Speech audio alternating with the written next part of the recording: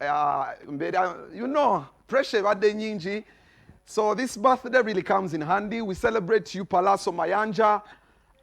Nakutegeera nga wakavebula yanga tumaze okukola hiti. I remember I liked your humbleness. Wetwali bala by then bali balita Rouge.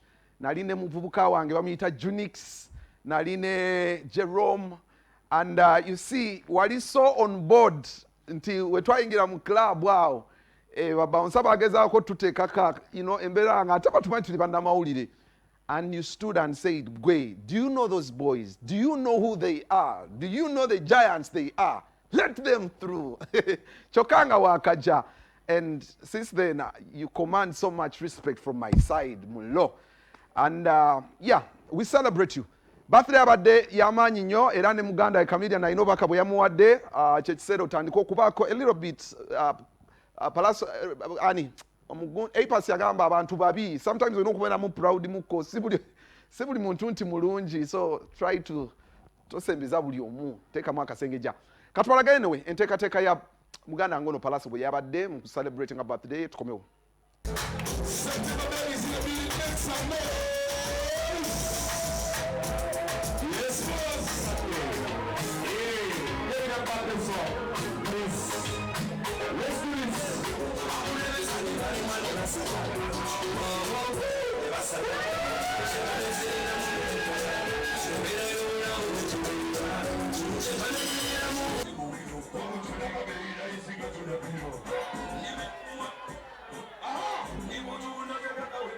Kumazaalibwa gange olwaleero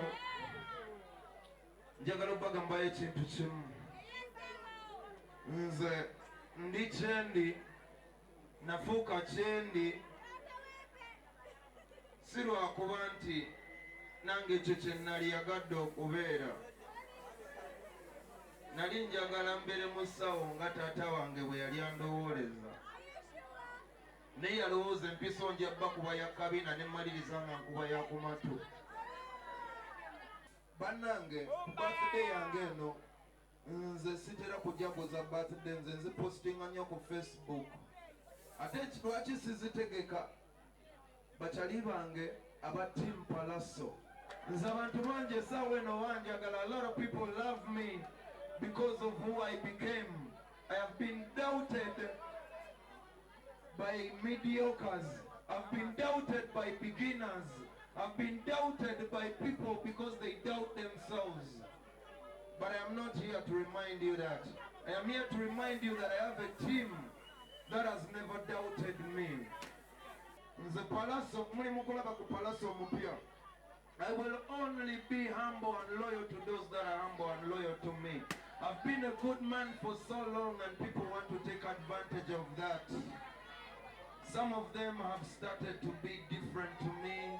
Some of them are acting different. Soon as the money get right, that's when your friends start acting different. But listen, me, it's not about the money. It's not about anything. It's about what you mean to me. What's your value in my life? There is people I don't even hug anymore because they have broken my heart for way too many times. Waliwo akatalinda Pallaso ngezezaako nnyo okulaba nti tufuna kyaliwo passing message ye naye your friend Davido Nigeria akaweereza message agaye ngikupasingire agezaako okukubira nga tokwata message ye Davido gyampeereza ngambe nkikusomere. When you win, people say we won. When you lose, people say you lost. People want to reign with you but don't want to stand in the rain with you. Take care of yourself, Pallaso. Happy birthday. What you are Gabi. I want to thank Mimi Ifitibiosi for being in my music video and making it shine, and also being the woman that has been patient with me for so many years, because I'm not an easy man to be with. Ndi muzibu omukwano gwenyimba gonna ogw'osigumulaga. Engalo za Pallaso wange bambi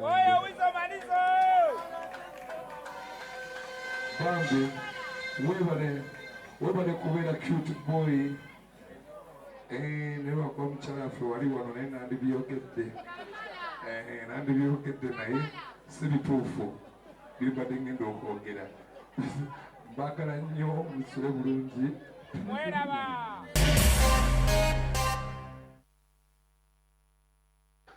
birthday nungi Pallaso.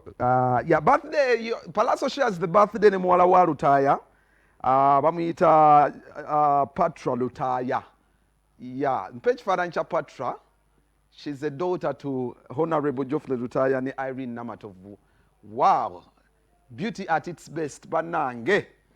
Yes, that is muwala wa Geoffrey Lutaaya ne Irene Namatovu Lutaaya. Mukama abawangaliza omwana ono. Yeah, happy birthday to her. Owaye jaye ekifaananyi ekyo. But happy birthday mwebale kuza bambi. Kale kakati banaye obudde butukutte